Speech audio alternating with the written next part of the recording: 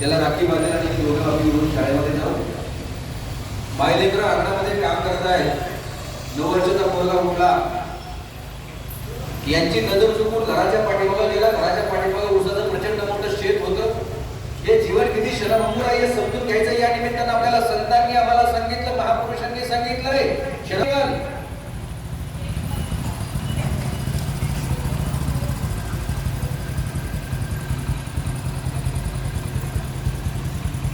वर्ग उठला. उसाचं शेत होतं. त्या शेतामध्ये बिबट्या दबा धरून बसलेला होता. मुलगी आणि आई अंगणामध्ये काम करते.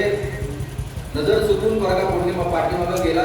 उसामध्ये दबा धरून बसलेल्या बिबट्यानं पोराच्या नरडीचा घोट घेतला आणि पोरगा कायमचा मरून गेला. इथं आई आणि बहीण पाहते, अरे बाळ कुठे आहे म्हणून घराच्या पाठीमागं गेले. तोपर्यंत बिबट्याने पोराच्या नरडीचा घोट घेतला होता. आमचून आमचून बहीण रडली आणि आपल्या 9 वर्षाच्या भावाच्या हाताला राखी बांधली. कायमचा मरून गेला पोरगा. म्हणून या पृथ्वी तलावर मृत्यू हा कोणाला सांगून येत नाही.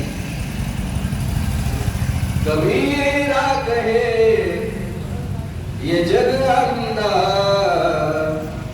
कबीरा कहे ये जग अंधा, अंधी थी वो गाय बछड़ा था जो मर गया, झूठी चाम चटाए, कबीरा कहे ये जग अंधा. आंधळ्या गायीच्या पुढे एखादं पिलेलं वासरू, त्या वासरामध्ये पेटा भरावा, तिला वाटतं माझं लेकरू तिने चाटत राहावं.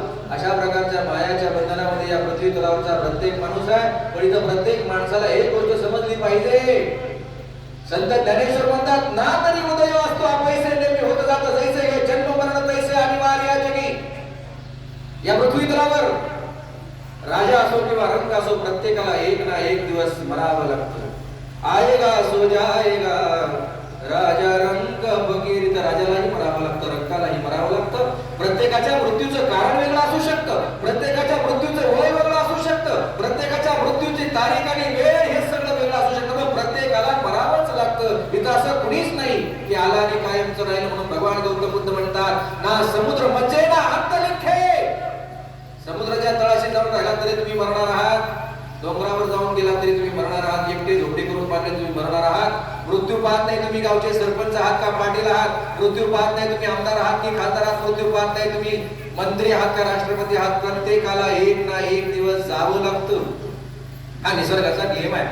त्या नियमाच्या विरुद्ध आपल्याला जाता येत नाही. मग आपल्याला काय करता येतं? आपण जिवंत असल्याबरोबर आपल्या भावाशी चांगलं वागूया, भावनिकला प्रत्येक माणसाशी चांगलं वागूया, बहिणी भावाशी चांगलं वागूया.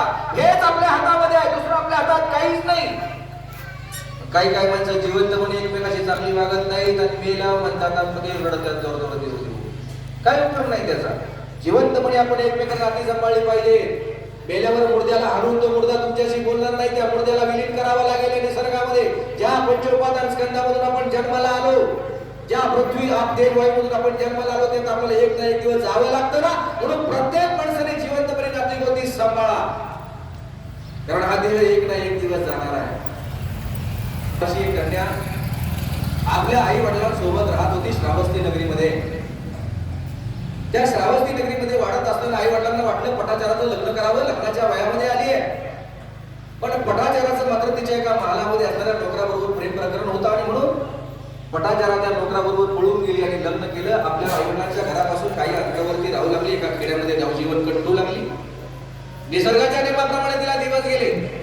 विनंती केली की माझं पहिलं बाळपण माझ्या आई वडिलांच्या घरी होऊ द्या. तो म्हणाला, वेडीस का तू? तुझ्या आई वडिलांच्या इच्छेवरून लग्न केलं, आपण कशाला जायचं तिकडे? उगाच मारतील आपल्याला, उगाच काही शिव्या शाप देतील आपल्याला. नवरा कामाला गेला, वाढलेलं पोट घेऊन पटाचार आई वडिलांच्या घराच्या दिशेने निघाली. बराच वेळ झाला, नवरा कामावर आला. त्याने विचारलं, पटाचारा कुठे गेली? त्यांनी सांगितलं, या रस्त्याच्या बाजूने गेली, जंगलापर्यंत गेली होती. तिने एका गोंडस बाळाला जन्माला घातलं होतं. नवऱ्यानं ते बाळ आणि पत्नीला घरी घेऊन आला. पुन्हा 5-7 वर्षानंतर पुन्हा पटाचारला दिवस गेले. तिने सांगितलं, माझं पहिलं बाळपण आई वडिलांच्या घरी गेलं नाही, किंवा हे दुसरं